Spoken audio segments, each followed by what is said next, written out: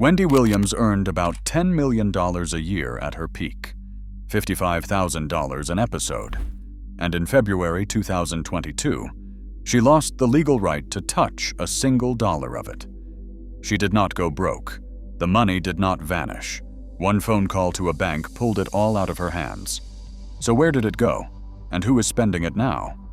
We read the court filings, the bank's petition, and the tax records. What we found was not one villain.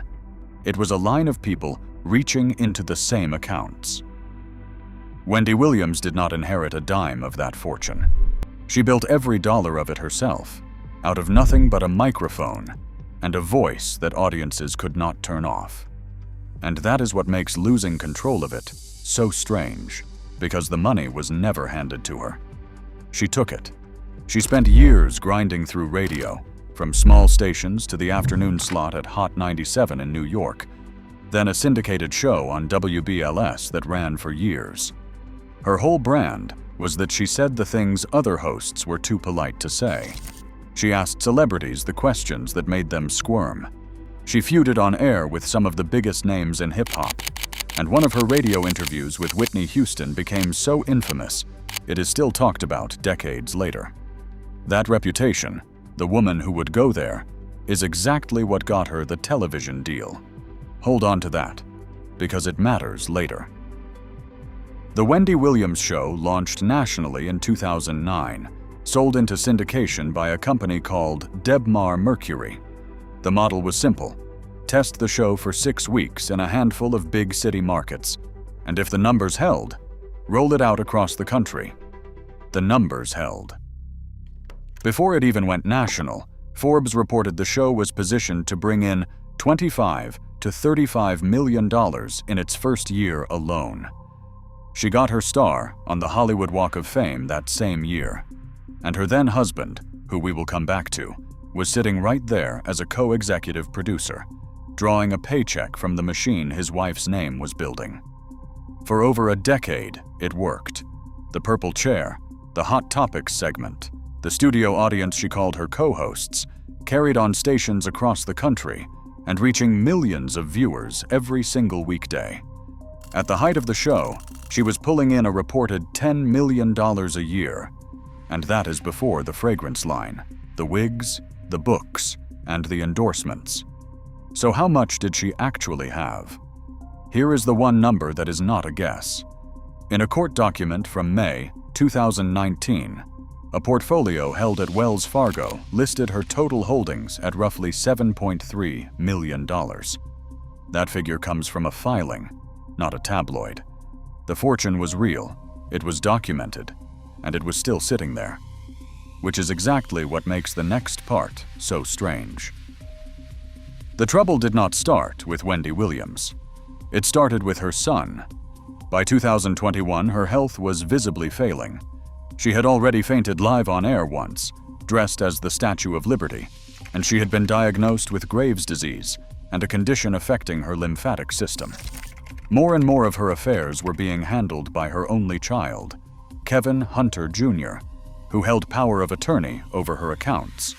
And according to the reporting, and to Williams herself, money started moving in ways the bank did not like. There was a reported $113,000 spent on a boat rental for his birthday. There were charges for food delivery and travel that ran into 6 figures. To a college-age kid with sudden access to a famous parent's fortune, it might have felt normal. To a bank watching a vulnerable older client's account get drained by a young man with power of attorney, it looked like something else entirely.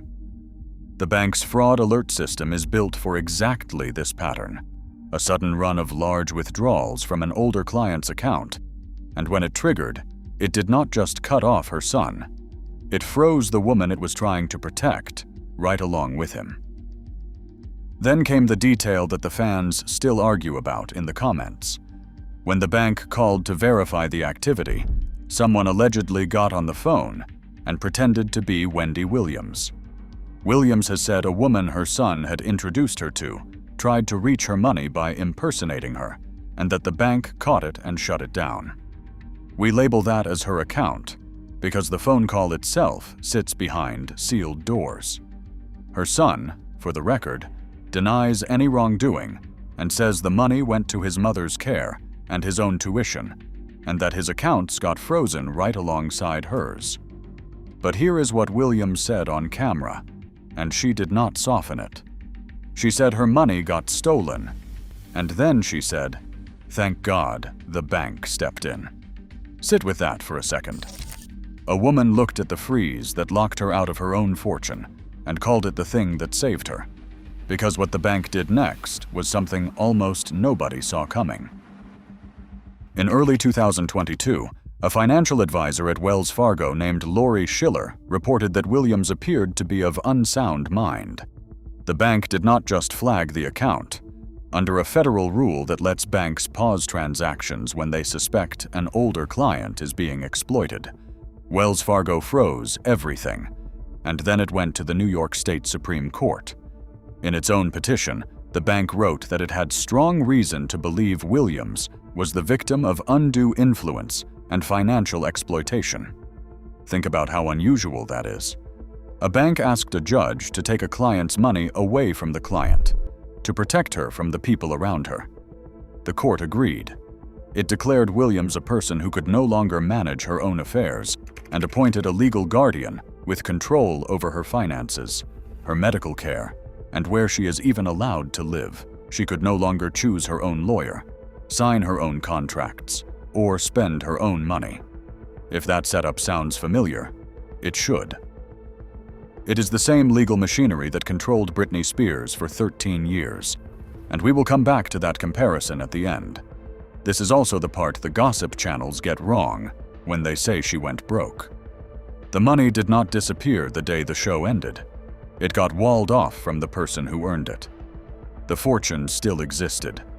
She simply was not allowed to reach it. So the real question stops being where did the money go, and becomes who was allowed to spend it once she no longer could.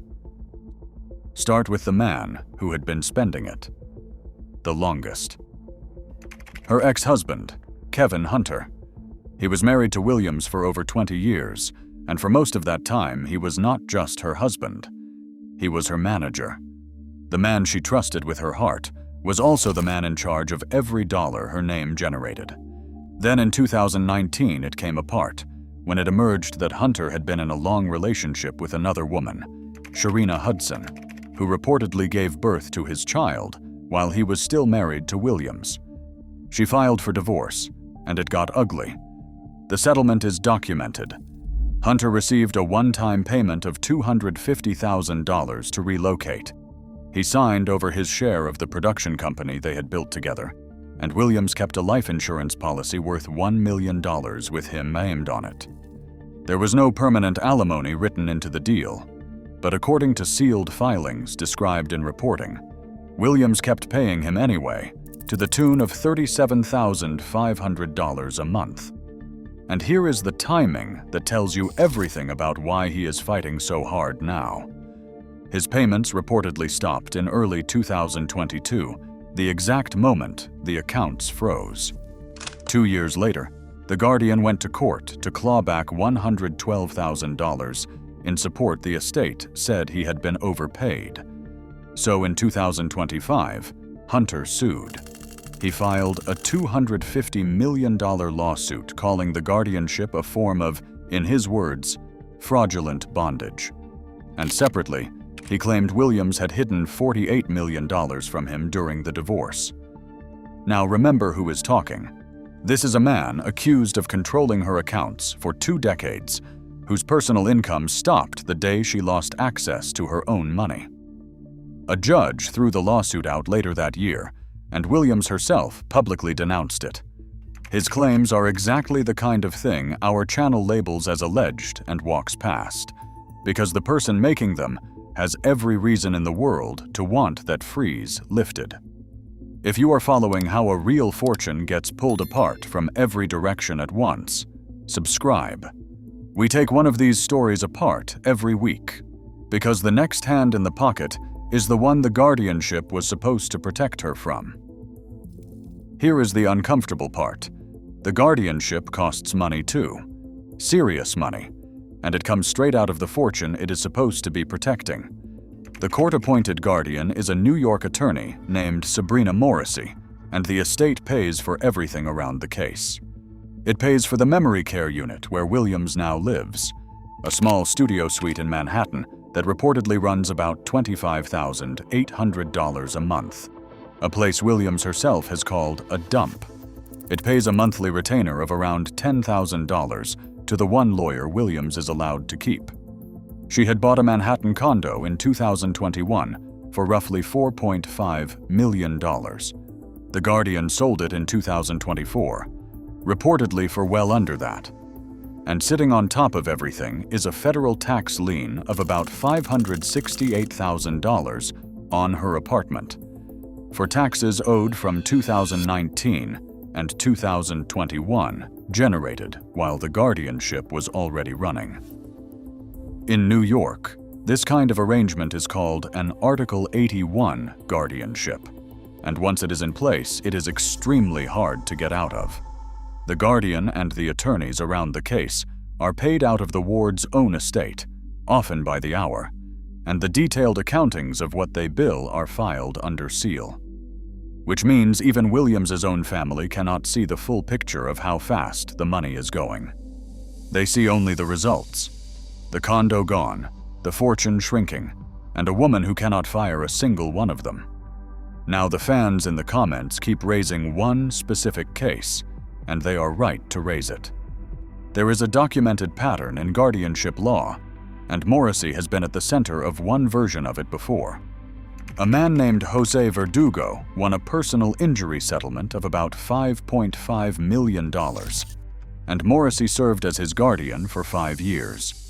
A $30 million lawsuit was later filed, alleging that guardianship had plundered his recovery.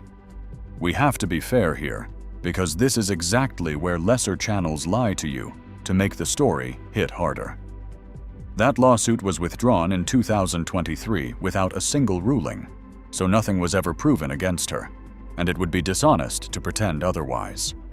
But the fear the fans are describing is real, and it is documented in other cases. In one Florida guardianship, a federal jury awarded $16.4 million against the attorneys over fees a court found excessive.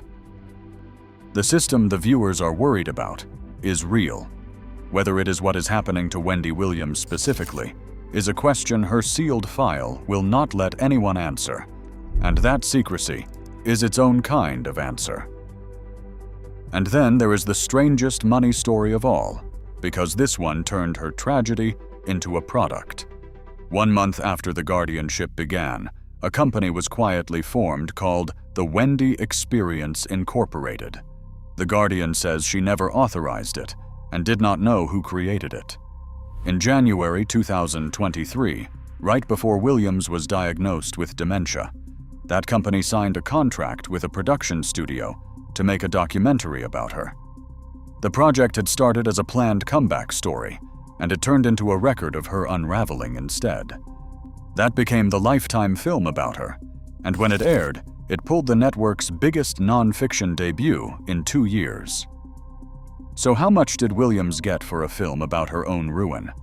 Depending on who you believe, either $82,000, which is the Guardian's figure, or around $400,000, which is what the producers say they paid the mystery company. Either way, a severely impaired woman became the subject of a hit film about how impaired she was, and other people signed the paperwork and collected the check. The Guardian sued the network, first to stop the film, then to seize the profits. And in July 2026, that lawsuit quietly settled, on terms the court sealed, with a filing that spoke of protecting her from further attempts to exploit her. By now, you may have lost count of the camps fighting over this woman. There is the Guardian, there is the ex-husband with his lawsuit, and there is her niece, who brought in her own high-profile attorney to try to get Williams released. Everybody has a lawyer. Everybody has a position. The one person whose name is on all of it does not get a vote. We are not telling you all of this to make you feel sorry for her, and we are not telling you to pile on either. because there is a harder truth underneath this one, and the comments are split right down the middle on it. For years, Wendy Williams built an empire out of other people's pain. She made a career of digging into private lives, reading people's secrets on air, and daring the audience to look away. A lot of that audience feels the weight of it now, watching a woman who dished it out spend her final public years as the subject of the exact kind of story she used to tell about everyone else. Both things are true at the same time. She was brilliant, and she was cruel. The same instinct that made her press Whitney Houston about her drug use on live radio is the instinct that built the whole empire.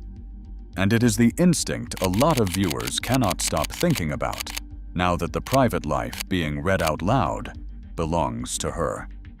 And now, she is a woman with a diagnosis of frontotemporal dementia, the same illness that pulled Bruce Willis off the screen, living under a court order that in 2024 declared her permanently incapacitated. She has gone on the radio and on television insisting she is fine and begging to be let out. Whether she is right about that is now something a judge decides for her. So put the whole ledger together, because that is the only way this story makes sense. A woman earned a real fortune with a microphone and a purple chair. Her son spent from it, and a bank froze it. Her ex-husband is suing to pry it back open. A guardian is spending it down at nearly $26,000 a month to keep her in a building she hates. The tax authorities have a lien on what is left, and a film about her collapse made money for everyone whose name was not Wendy Williams. She built one of the biggest platforms in the history of daytime television. She just does not get to touch what it earned. If this showed you something about guardianship you had not seen before, the Britney Spears breakdown on your screen is the same machine from a different angle. We will see you in the next one.